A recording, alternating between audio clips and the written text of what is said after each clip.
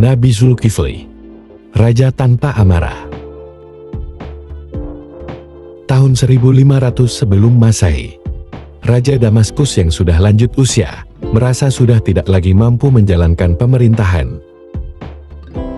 Ia membutuhkan calon pemimpin pengganti yang dapat melanjutkan kerajaannya.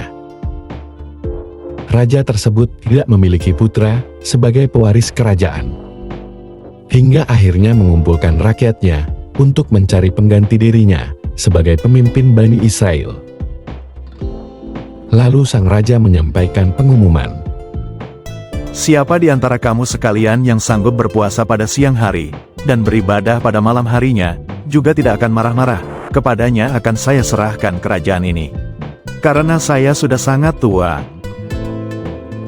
Rakyat yang mendengar pengumuman tersebut hanya bisa terdiam. Mereka takut untuk mengemban tugas sebesar itu. Hingga akhirnya, seorang pemuda maju di tengah kerumunan. Hamba sanggup, Tuan. Sang raja tidak lantas mengiyakan kesanggupan pemuda tersebut. Raja mengulangi pernyataannya lagi.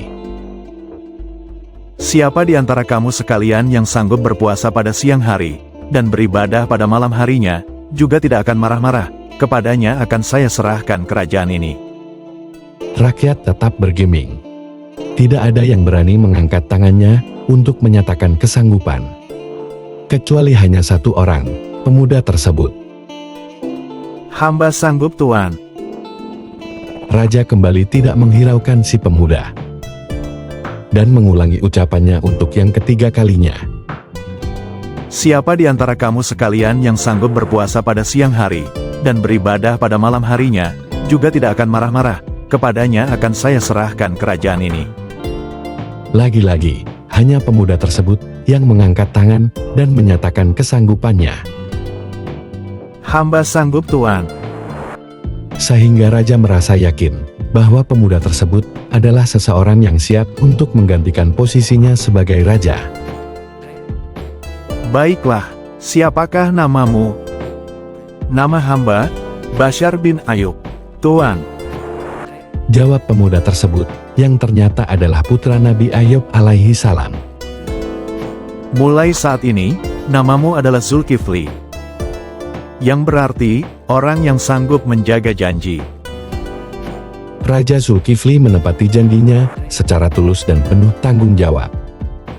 Ia kemudian menjadi Raja Bani Israel, yang rajin melakukan ibadah, serta ahli dalam membuat keputusan hukum. Nabi Zulkifli tidak pernah marah. Ia benar-benar menjaga waktu tidur dan waktu-waktu lain untuk mengurus rakyatnya. Meskipun berpuasa pada siang hari, Nabi Zulkifli tetap mampu melayani rakyatnya. Pada saat malam hari, ia memanfaatkan waktu hanya untuk beribadah kepada Allah. Nabi Zulkifli menjalankan pemerintahan dengan adil dan bijaksana. Dalam beberapa tahun, negeri yang dipimpin Nabi Zulkifli pun mencapai kemakmuran serta kesejahteraan.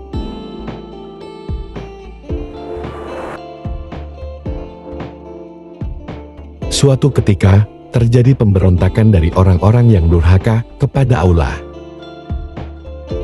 Nabi Zulkifli mengajak tentara dan rakyatnya untuk berperang melawan pemberontak. Namun, tidak ada satupun rakyat yang mau bergabung karena merasa takut. Rakyat pun mengajukan permintaan. Wahai Raja Zulkifli, kami baru mau berperang, jika Tuan juga ikut berperang, dan menjamin keselamatan kami. Nabi Zulkifli pun berdoa, dan Allah mengabulkan doanya. Pasukan Zulkifli berhasil mengalahkan orang-orang durhaka. Kemenangan dicapai tanpa ada yang terbunuh. Sejak saat itu, kerajaan Zulkifli dan rakyatnya hidup tentram dan damai.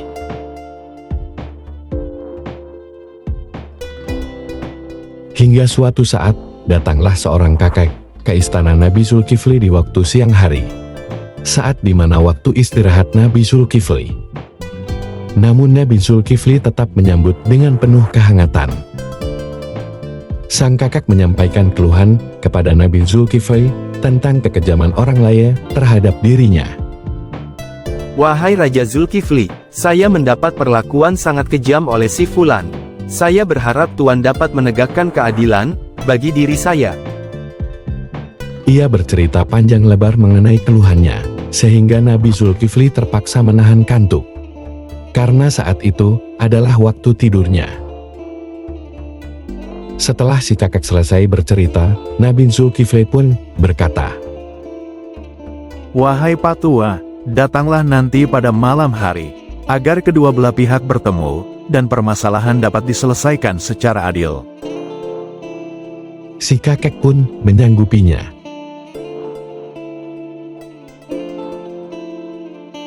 Akan tetapi, ketika waktunya tiba, sang kakek mengingkarinya. Ia malah datang di pagi hari berikutnya, dan kembali mengadu seperti sebelumnya. Kemudian Nabi Zulkifli menyuruhnya untuk datang pada malam hari saja.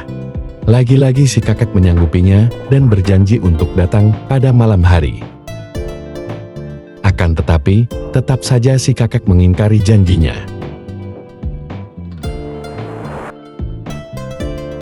Keesokan harinya, Nabi Zulkifli mengunci pintu kamarnya dan melarang pengawal untuk menerima tamu. Beliau ingin tidur sejenak.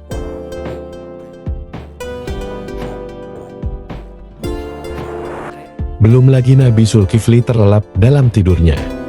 Ia merasakan kehadiran seseorang, yang ternyata adalah si kakek. Nabi Zulkifli pun berkata dengan lembut, Wahai kakek, keluarlah dari kamar ini. Biarkan saya istirahat sejenak. Namun si kakek tersebut tidak mau keluar dari kamar.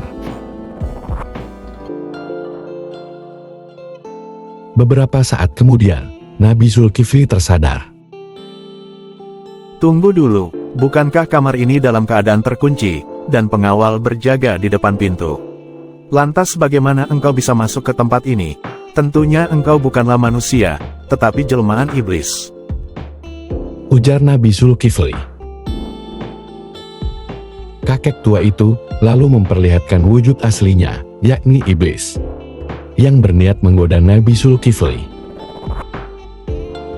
Namun usahanya untuk membuat Nabi Zulkifli marah dan tidak menepati janji, ternyata gagal.